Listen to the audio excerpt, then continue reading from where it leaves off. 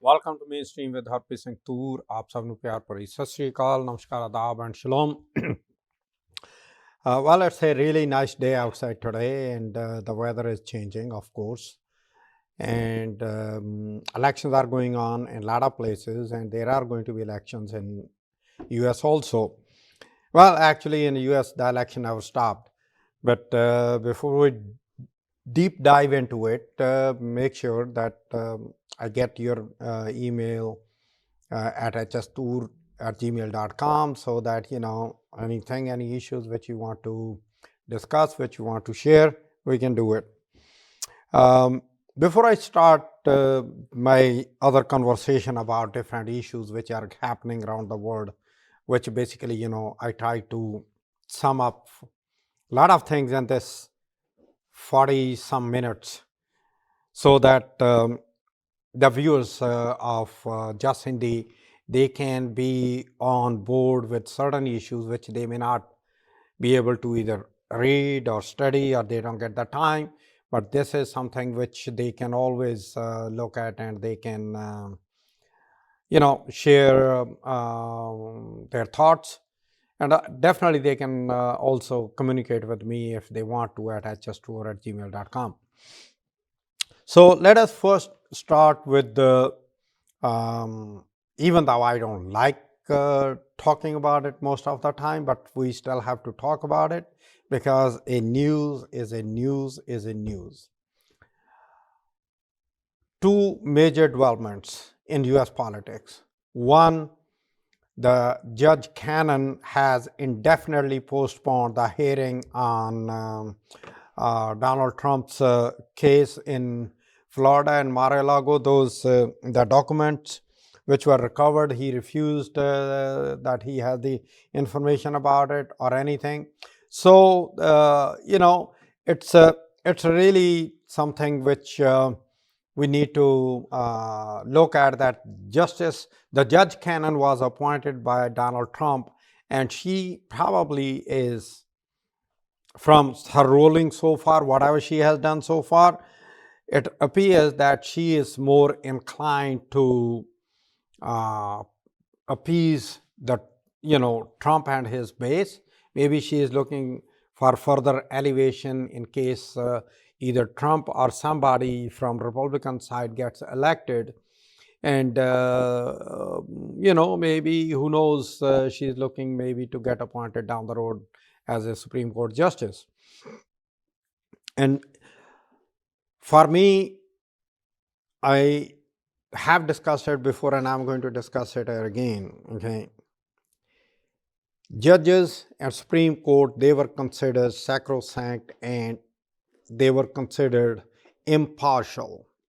I have seen and I have read that how some of the justices appointed in Supreme Court, they were appointed by a more conservative Republican president, and they ended up being more towards the liberal. And there were very few instances where the judges appointed by the liberal, the so-called conservative and liberal, they ended up more like in the middle. And like I mentioned, I did pick up the book on Justice Breyer, who retired recently, and he mentioned that how the justices are supposed to come to some reasonable conclusion before they make a judgment. And we have to look at how Roe versus Wade from 1972, it was a target to get overruled by Supreme Court. One by one, it was chipped away what was the original ruling. And then all of a sudden, we had 3 justices appointed by the former President Donald Trump. And they became the part of that judgment which overruled Roe versus Wade. Even though all those 3, when they were sitting for their confirmation, they actually said that Roe versus Wade is a closed chapter and they don't think that it needs to be revisited. And lo and behold, they did.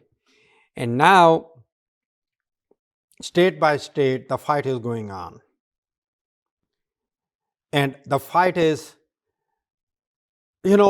yes, I do understand. I'm not a Catholic, I'm not a Christian, I'm not evangelical, and I cannot admit or falsify this thing that I'm aware of the Christianity as it is. But yes, there are things which I do understand about Christianity because I have a lot of friends, not from today, but for years, even back home in India, I had few of them. So the question is, the women's life is being decided by the men. And I have talked about this issue before over here on this show, that there was a time when between myself and my wife, who passed away in 2006, we had to actually sit down and decide about an abortion. And I still remember it. And I will remember that for the rest of my life, because it was not an easy decision, but it was a decision between us, my wife, and a doctor more than my input. Because for me, I told them, I said, listen, what is the best for your health? You have to decide. And I told the doctor, whatever she will decide, I will go with it.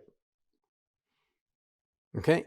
And now what we are going through is not something like that. It is like, when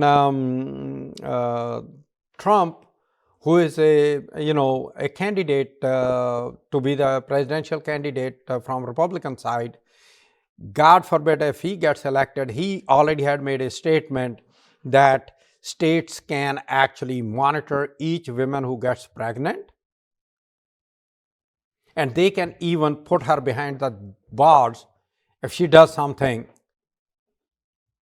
Forget about, having abortion. If it gets miscarried, then what? I know it happened to my wife also. How about this case in Texas where this girl had the issue, the doctor told her, that this is the issue, but doctor could not perform the procedure which involved the abortion because it is banned in Texas. And this woman cannot get pregnant for the rest of her life, and she is in her real early age. Now she is suing the state of Texas. So what I'm trying to say here is, instead of having the issues discussed, the roles and the rules litigated, now we are stuck in that loop where how to progress, how to make America, take America where it was in manufacturing. That debate is about either abortion or what is going to happen to Trump. Now, Stormy Daniels case is going on right now in Manhattan.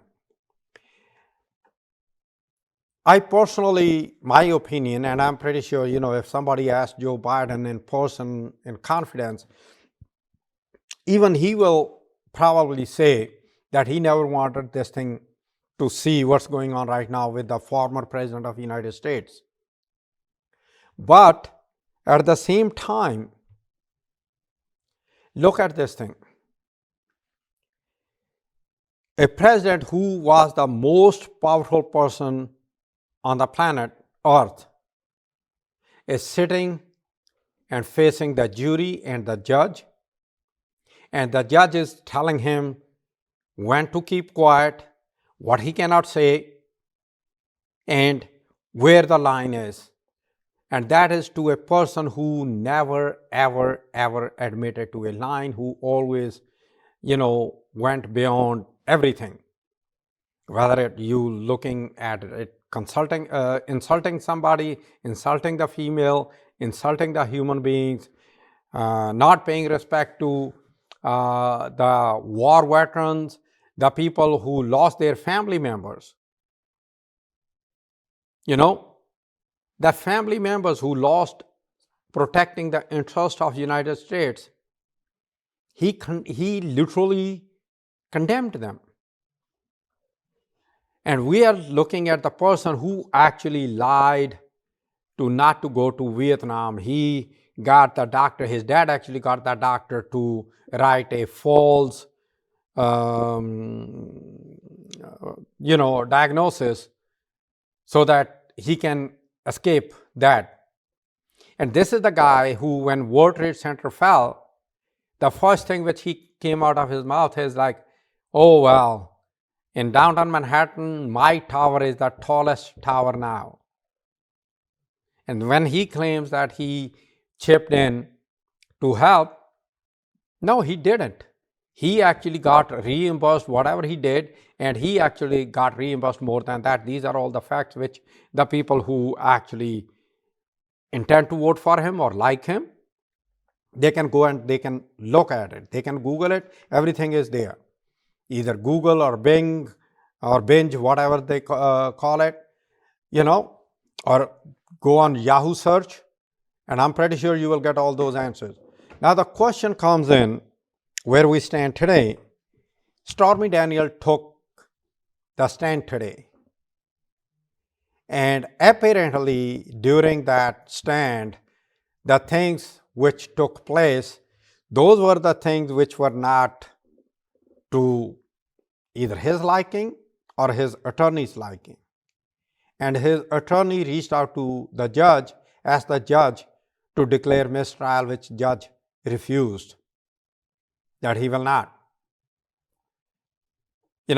But in the meantime, Canon is doing a favor to him. And interestingly, any judge who gives the judgment based on the rule of the law, he demeans him. He goes, his cahoots, if I may say, go after the family of those judges. And those are extra expenses to protect them and their family, which come out of our pockets from our tax money. And people don't look at this thing like that, from that perspective. And so today, well, probably, whatever happened, I will read about it later on tonight or tomorrow, or, by next Tuesday, I will definitely have something. But for me, I'm looking at a whole thing from either, when you talk about, he talks about, illegal, right? How about Ivanka Trump? She also came here and decided not to go. She was undocumented, the term which I use, but illegal based on what Trump uses, till he got her the green card and then the citizenship, and then helped her to bring over her mom also, using the same laws which he is condemning. In other words, anything which helps him, helps his ego or his family, is good. Anything which doesn't help him, which is against his ego, he is against that. Which means what?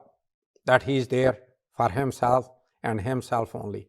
Now, let us first talk a little bit about the third phase of voting which took place in India, which was May 7th. It already closed back home in India. Even though I'm in this country for almost 40 plus years, but still home is home. The situation on the ground, there are still 4 more phases to go. Only 3 has happened. Total 7 phases of election. And the sorry thing among this whole thing is that what is happening is that there is more and more division being created in the communities. I understand perfectly, you have your faith, You believe in your faith. Faith is personal. Faith is not something which you put on your arm and you actually go out and force your faith on other people. That actually reminds me, we were talking about the sacrifice of Guru Tegh Bahadur Ji, and how the ninth Guru within of the six, he laid down his life to protect the Hindus from Kashmir, from that same kind of tactics, maybe a bit less harsh, what are being deployed today by the majority in India. I'm sorry I'm saying it, but that's how I look at it. Not only me, but there are a lot of people out there who are looking at it from that perspective, but they are not talking about it because, money matters. And money is so important that people will actually not say anything than losing the funding or the money or profit which they make. So we don't know which way the election results are going to go, but there is one thing definitely, that from the beginning, when it was like 400, that 400 is actually gone from the slogans. They are not there anymore, which means there is something which they saw which we can't. Because, the agencies and the other personas who are out on the field, they definitely provide the feedback to the higher ups. And as the time is going up, the rhetoric about the hate being spewed against the minorities, especially the Muslims, and then the Christians, not to that extent against the Christians as much as against the Muslims, because they are looking to make deals with the Western countries, which are majority Christian countries, basically. So, looking from that perspective, I don't think the next 4 phases are going to be that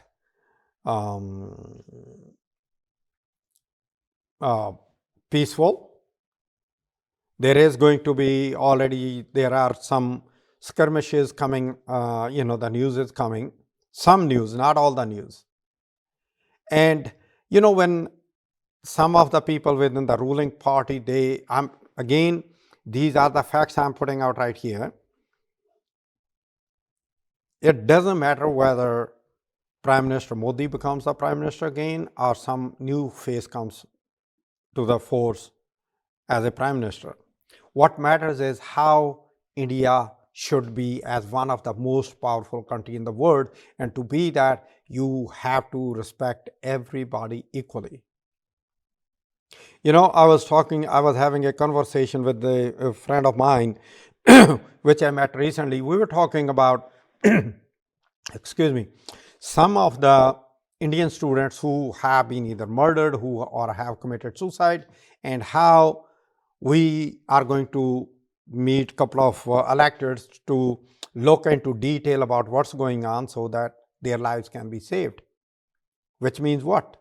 Which means basically they are just students. They are not even American citizens.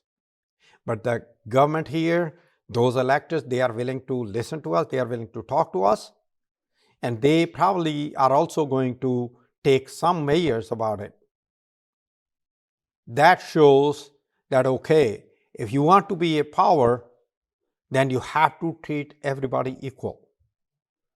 I'll give you one more example here before I dig further deep into those rhetoric which is coming out.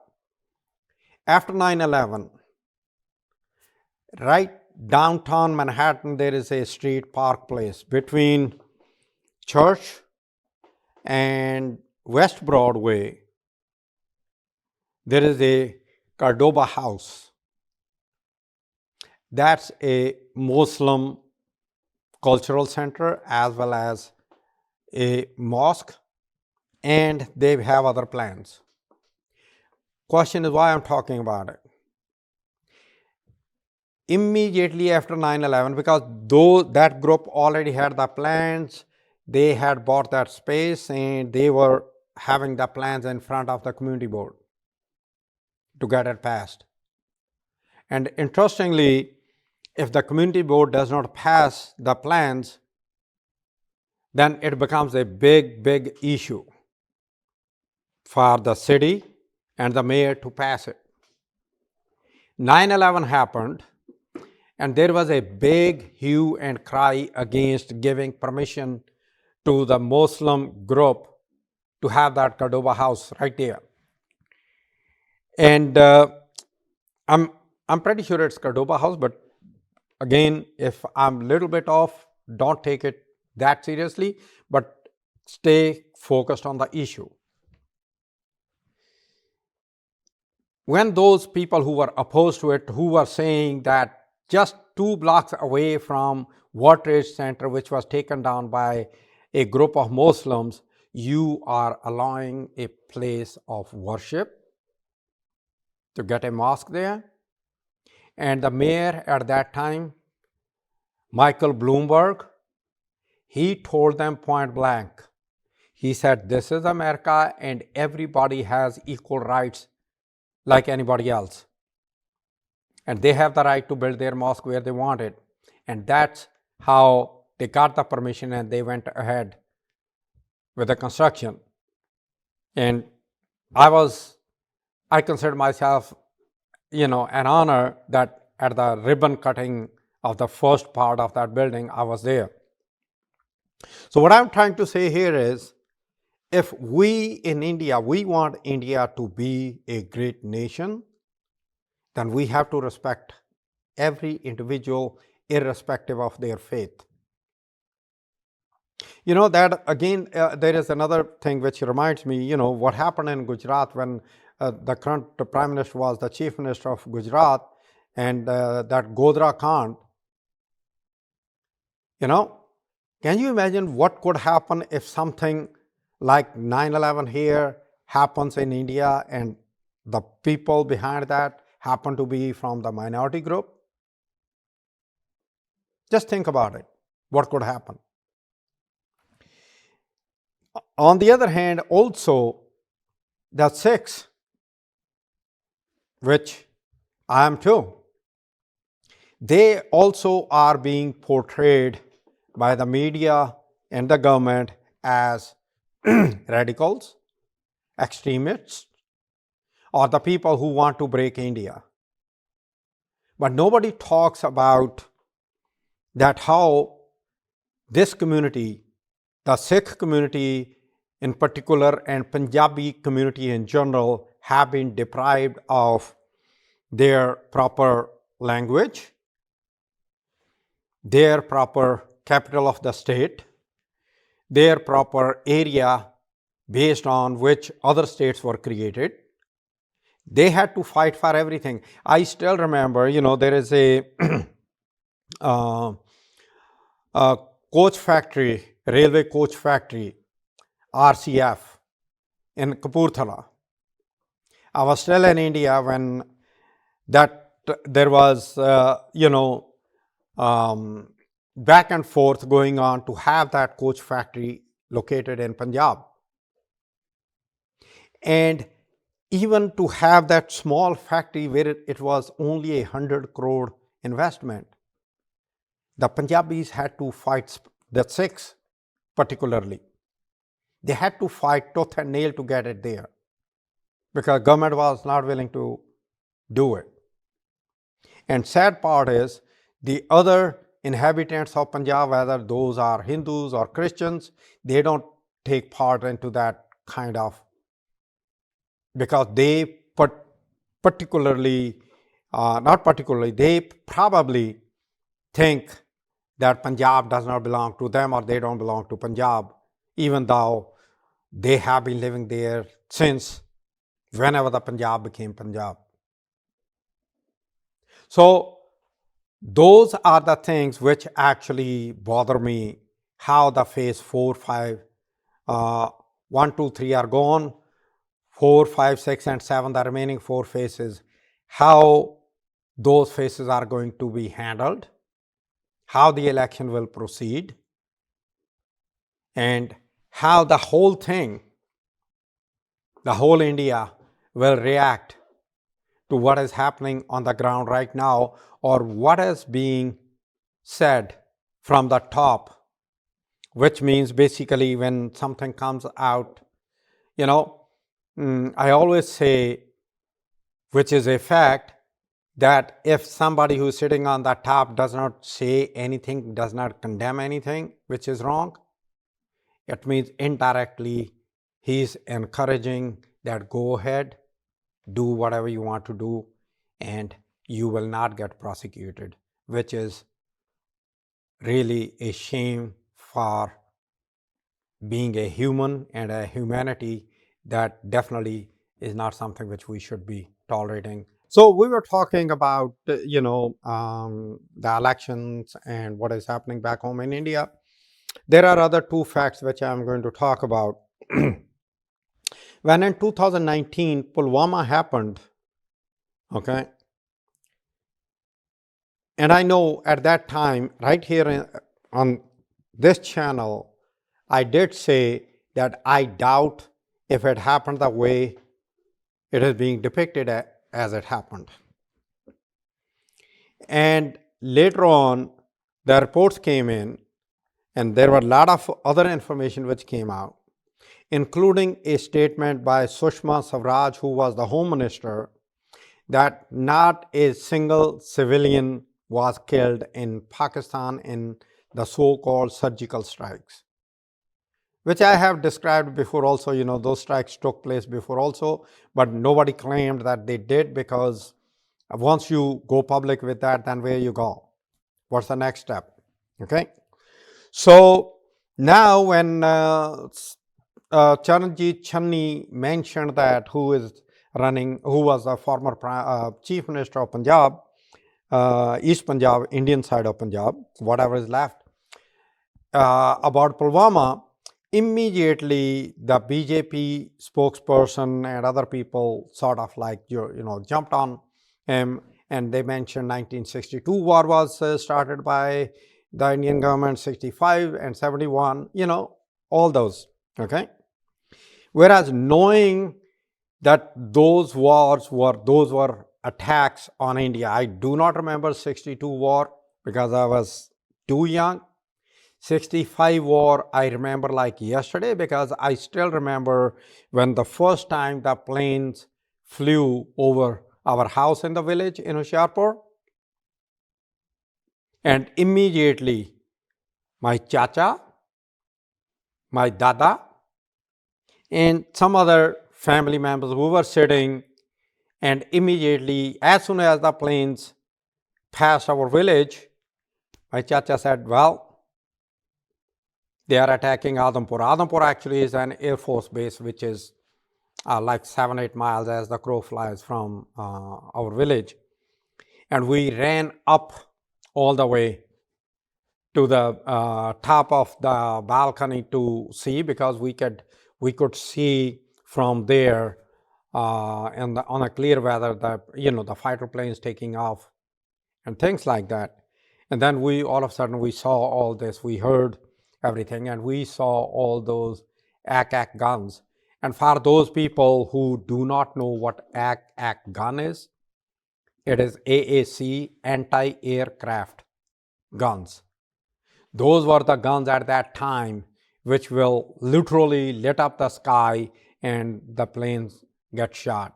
And I have seen a plane which came in to attack Adampur airport down in the that war, got shot down, and it fell down like a football fire. The plane caught the fire, of course it got hit, and that's how it fell down.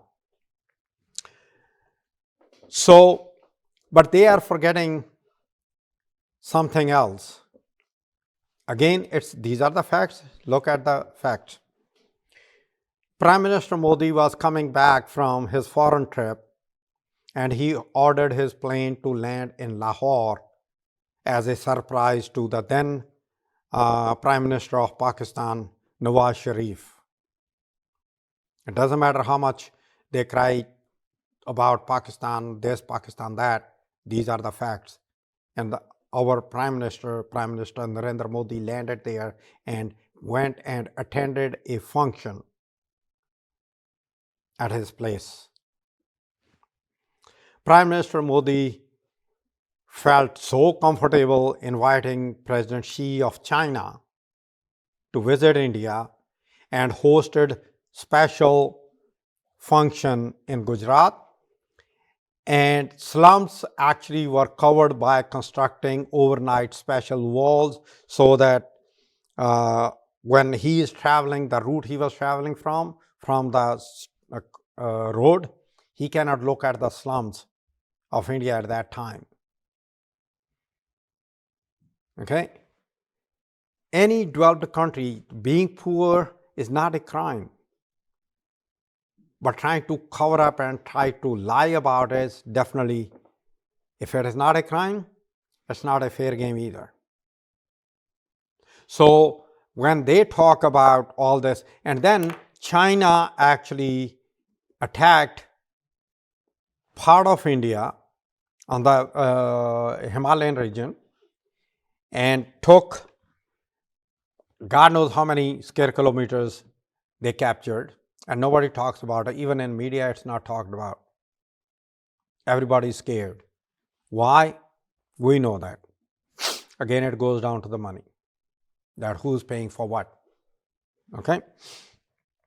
So having looked at that, then you have to decide. And I honestly, that's why I said that the phase 4, 5, 6, and 7, what could happen, I have no idea, because anything is expected. A statement was issued by yesterday, or maybe day before yesterday, by Pakistan's ISI media person, that they have definitive proof that some of the people who were killed in Pakistan, they were killed by the people who were hired by the Indian government. Canadian Prime Minister announced and Canadian government announced they arrested 3 people. All those 3, even though they are Punjabi, but they belong to a gang, regarding JUS killing.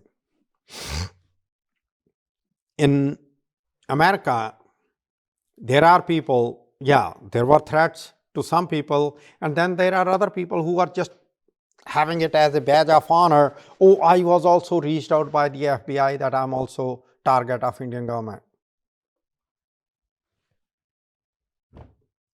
I honestly, I'm sitting here, there's something which I would like to say, that I am one of those guys who definitely does criticize a lot of things about what happens in India.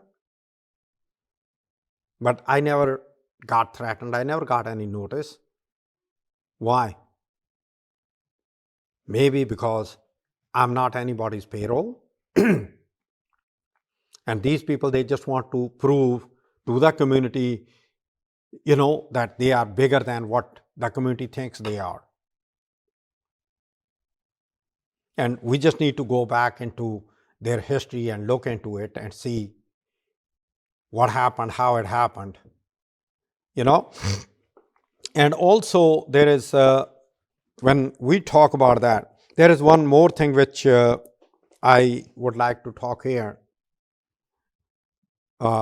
about this, what is happening back home in India about the elections and everything, and this newfound charm in going out in other countries and killing the people. If your house is in order, you don't need to do that. If the justice is provided properly to the people who want the justice done, then there are not going to be Naxalite movements or other movements, including Khalistan movement, you name the movement. They are actually born out of frustration when the justices are not provided to the communities. It doesn't matter which way you put it. And justice delayed is justice denied also. So we have to keep that thing in mind. And the other thing which I'm going to talk about, before I step into the final part of the show, about the US election. There are so many polls coming out every day. They come in immediately, and I can tell you that as soon as the last vote is casted on November 5th, from November 6th, there is going to be a new development, new candidate, new this, new that, and then they will start talking about it till 2028 election. The role of media, how the media, which is supposed to play a fair role, is actually distorting that fair role. Whether you are on the left or you are on the right, it doesn't matter. The fair picture, what is a fair picture? What are the facts? Put the facts out. Let the people decide. Let who are watching it or who are reading it decide based on their own experience or their own knowledge. Increase their knowledge by providing them the information. Any decision, informed decision, is a much better decision than a decision taken by having the blindfolds on your eyes. And that is what matters. And that's how it should be. Let us first start with the Israel, Hamas, Gaza. What actually is surprising to me is that how that attack of Hamas in Israel has changed the whole conversation about everything in Middle East. There are some details which we need to look at, we need to understand. But even before we go there, let me just make a statement here that any hostage, irrespective of their gender, they should be released, no doubt about it. That should not be, yes, I can try to understand that why Hamas is using that as a negotiating chip, because there are a lot of Palestinians who are in Israel's jail. Yeah, if you pick up somebody who is army personnel, then maybe, you can talk about it from that perspective. But civilians, especially females and the children's, they should all the time be no, no, no, no, no. Number one. Number two, the way Israel is expanding its footprints on West Bank and the way it is treating Gaza, it needs to be discussed openly with a fair mind. Why the situation came to the point where Hamas has to, gain that support from the community, which its rules, because generally the rulers do not get the treatment the way Hamas was treated in Gaza. There has to be some reasons for that. That also needs to be looked. Number three, any conversation which is taking place, including this conversation, I have so many friends who are Jewish friends, and I will die for them. But at the same time, I'm the person who had this conversation with them. And they all admit one thing, which I agree with them, that out of this whole conversation, which is taking place either at the universities or other places, nobody's talking about the hostages, except they are being used as a negotiating chips by both Hamas and Israel. Even though Hamas declared there was an agreement on ceasefire, they declared ceasefire, Israel said it's not because we put up something different, they agreed on something different. Like they always say, the devil is in the details. But Israel did move into take over the border crossing of Gaza in southern part of Gaza, which is Rafah crossing. by giving less than 24 hours notice to the people to leave. These are the people who got displaced originally from northern part. Now they have been told to move from where they were, from their camps.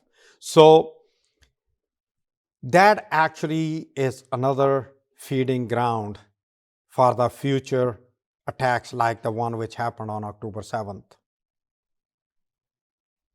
You know, you cannot just put everything under the carpet by force or otherwise and then say, oh, everything is calm.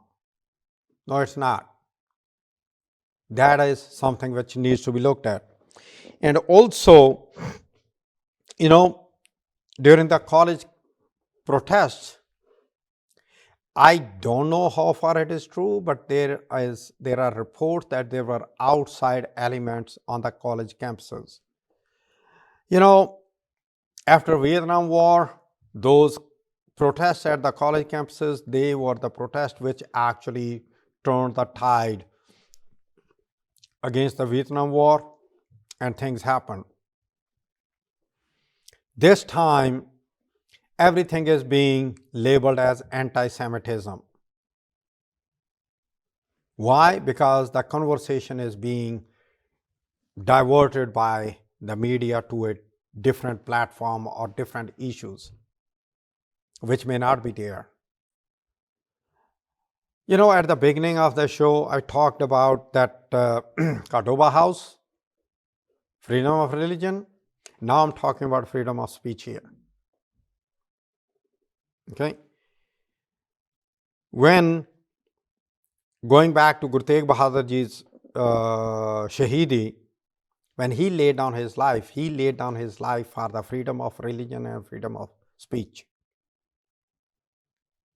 When I talk about freedom of speech from that perspective, I'm talking about that not only that your faith, but how you propagate your faith, which basically, you know, whether you chant the mantras which other people can hear, or you just chant the mantras where only you can hear, and all those things which matter. That's what I'm talking about here. And with those things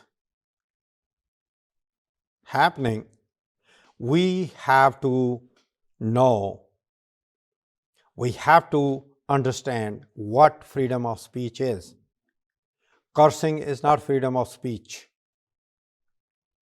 Yelling at each other, yeah, you can say it is freedom of speech because you are free to speak, but is it really? If you are yelling at each other, you are talking at each other, you are not going to get anything out of that. You need to talk to each other, not at each other, if you really want to achieve something. An honest conversation, whether you like it or you don't like it, you have to let the other person give his or her opinion, and then you counter with your opinion. Go and do research. Look at what's out there. There is so much out there. We have this interesting thing in our hands. Everybody has those smartphones, thanks to Steve Jobs, who started this revolution, that we can, at the tip of our fingers, have most of the information. Even though in social media, a lot of information is something which you have to, like, you know, separate the chaff from the whatever it is. You know, this is, I was listening to one of the professor from Punjabi University, and he talked about, you know, how some people will look at the book, and just because of that person who wrote it, they will just decide, no, I don't want it. And he also talked about some historical, you know, writings. And he said, you know, when he used very real life examples, when you cut the wheat, you have the wheat, and the whole shaft, ਜਿਹਨੂੰ ਪੰਜਾਬੀ 'ਚ ਤੂੜੀ ਕਹਿੰਦੇ ਆ, it's all mixed up. And those people who actually remember, we used to in villages see all these people waiting for the wind, and with the wind they will separate the wheat from the chaff. And he said that you look what the wheat is used for, you don't give it to the animals. The chaff which you give to the animal, you don't give it to the human beings. So that's how you need to separate it.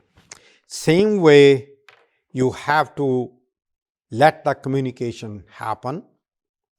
You have to let the conversation take place, because if you don't, then you are already damaging something which hasn't even started yet. And another thing which I would like to talk here is, before I go, I always gave this example about how professors at Columbia University, which recently they called the NYPD to clear the grounds. This is the same university which invited the President Mohammed Ahmadinejad, who actually was totally against the existence of Israel, to speak there, even though the then mayor Giuliani was against it.